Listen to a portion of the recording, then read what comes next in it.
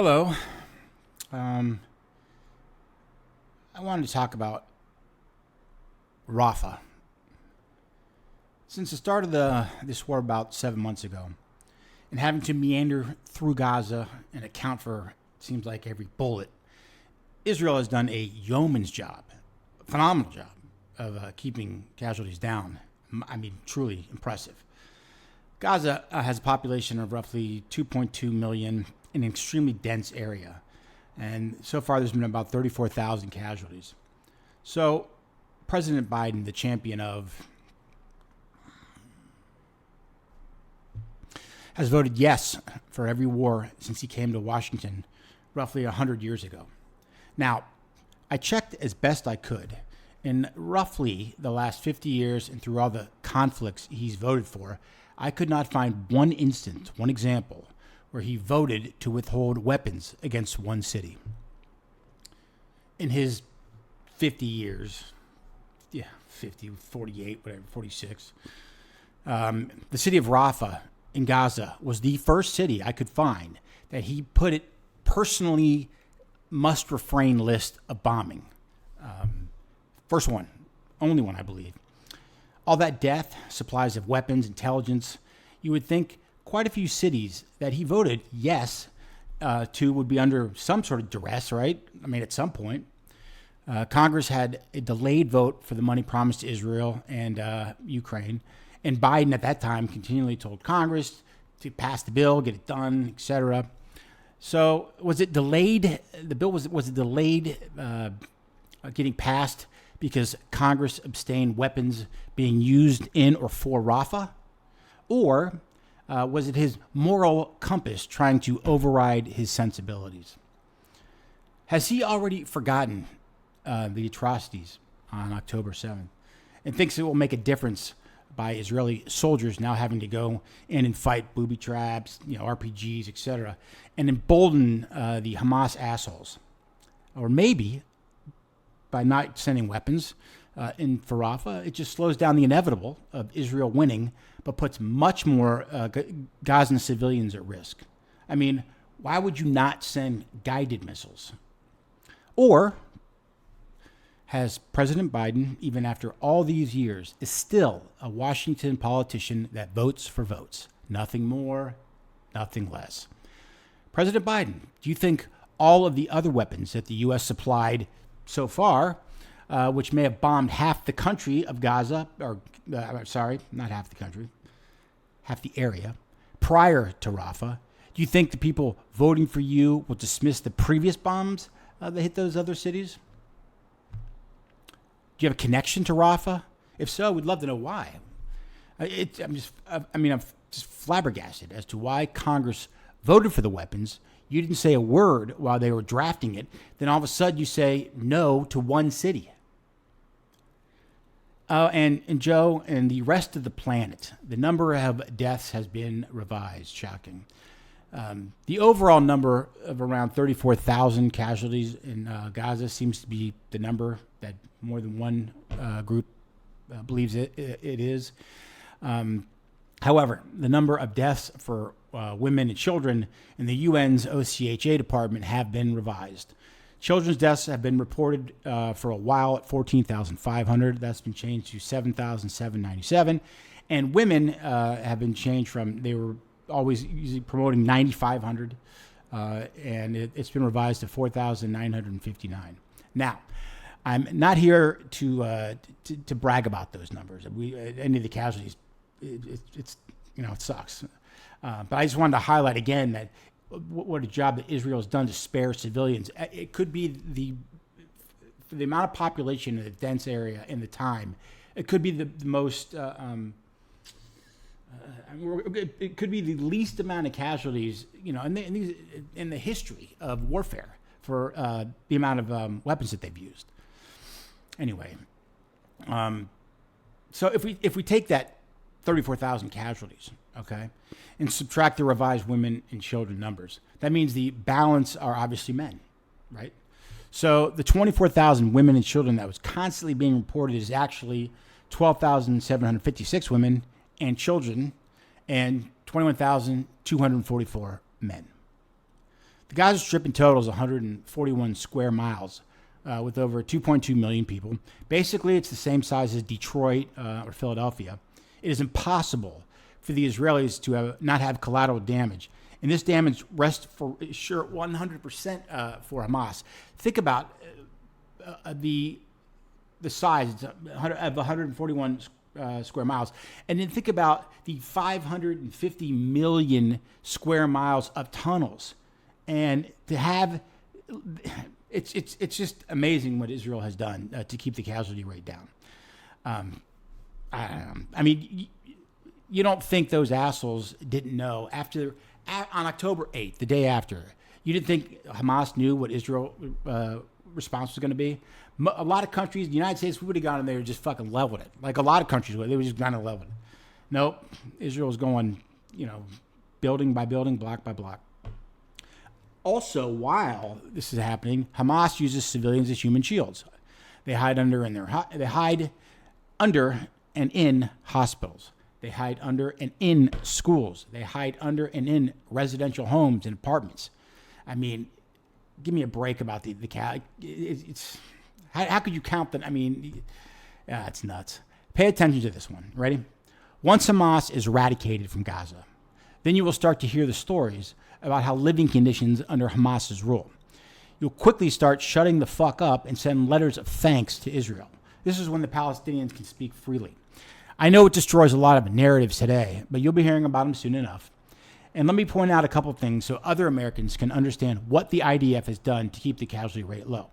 For context, if you take just the death, murder, beheading, and burning rate of Israel's population on October 6th and equate it to the U.S. population, I've said this a couple times. I'm hoping people understand this. It means that Hamas on October 7th, that day, it would have equaled the 43,200 American deaths. So the 1,200 that passed away, were murdered in Israel, that day there would have been 43,200 Americans killed, raped, beheaded, burned. When was the last time a country was consistently labeled a pariah for responding to attacks inside its own borders? I don't think people understand this. Meaning, all those thousands and thousands and tens of thousands of Katyusha rockets the Gazans love to throw into Israel, and those aren't guided missiles, people. All of those terrorist activities, all of those civilian murders happening in Gaza is actually happening in Israel. Why? I'm going to let you people in on a little secret because I don't think anybody understands this. You ready? The land, I'm going to do this slowly. The land where Gazans call home is 100% Israel's land.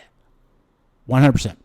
You see, they won that land when they kicked the shit out of the Egyptians in a war that was started by Egypt. So I think we should stand next to each other, hold hands, and remind everyone whose land it is. I don't give a shit who, what, when, where, or why claims the land. I don't care what theory some of you fucktards on college campuses keep claiming. And I don't care if Joe Biden wants to hold weapons promised to Israel for potentially getting more votes for himself, because it is all irrelevant. I don't care who someone thinks in theory who owns that land. And if there are 10,000 protests around the world, don't care. It means nothing, zero, zilch. The land is Israel's. Period. Now, I assure you, if it makes you feel any better, Gaza is a shithole. And I've said in my book, Gaza has been the largest and most expensive babysitting service in history. But since all they want to do is kill Israelis, well, by Israel owning the land, they have at least one benefit. Also, it's funny to me that a guy like Biden, who over the last 6 months has consistently bragged about his deep, long, and beautiful friendship with Israel and many, many Israelis and his commitments to the U.S.'s greatest ally, and blah, blah, blah, until now. Yes, the heightening of campus protest and the potential of losing votes. No one has ever confused Biden as a man of principle, but this, for me, could be his worst example. Does anyone, and I mean anyone, think Joe Biden gives a shit about bombs being dropped in Rafah, Israel? Of course he doesn't. Does his re-election campaign? Yeah. Again, President Biden, do you have a special connection to Rafah? I mean, you kept saying Israel has the right to defend itself and actually sent weapons before Congress approval once before. So I'm just curious. I guess I'm wondering why you cared so little about the other cities in Gaza. Let me ask you this, hypothetically speaking. If Hamas was in charge and they were able to go into Israel whenever they wanted to, do you think the death toll would be 80%, 85%, maybe higher? It's an irrelevant question. Just, send me an email. Let me know what your thoughts are. Anyway, back to Rafah. I'm just curious, again, why you picked this city to hoist your trophy. There's one city, one city left for Israel to root out. There's 7 months of war, and you are saying no. Rafah is pretty much going to be Hamas's last major stand, and they will fight their hardest. So why on earth would you delay the inevitable and allow for more civilians to be killed? Are American Muslims going to vote for Trump?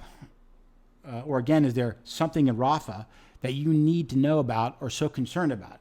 In the history of warfare, no other country has done more to preserve life. No one than Israel. If the gloves were off and Israel wanted to harm Palestinians, this war would have taken a couple of weeks. Hamas would be eradicated, and there would be a couple 100,000 Gazans that would be dead. And one more time, if you've listened to some of my other videos, I'm not into. I don't follow politics anymore, neither right or left. But I have because my focus is I've basically come to the conclusion that the President of the United States does very little to affect our lives. I mean, there are a few things here and there, but overall, no. Most of the stuff is local level in politics. That's what affects you. But I've really dug deep into Congress, and our Congress is just an absolute shit show. I mean, it's just my belief now is that with the president being irrelevant, it's irrelevant because Congress is the one that does everything. Okay, they pass these ridiculous bills, dollar amount bills, and it's all the pork is there. And why do you have people spending $10-15 million to take a job as a congressman? That's 2 years, $178,000 a year. Well, I explain why in my other videos, and so. But I just have a thing with. I do not believe any politician in Congress or the president, anyone, should be in Washington D.C. for more than 20 years. That is the absolute max.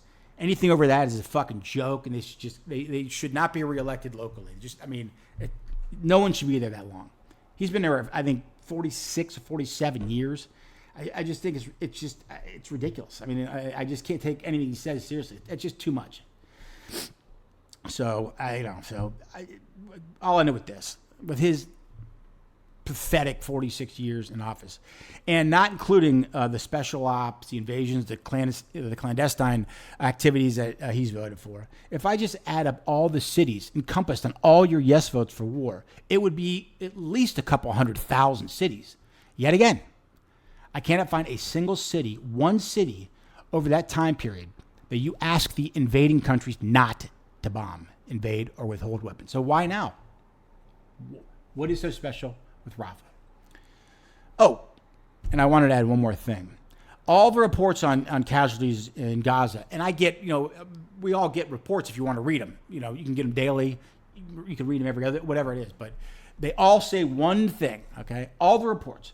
Either it's said before or after that they give the casualty number, they always say one thing. You ready? Quote, civilian and military deaths are counted together. End quote.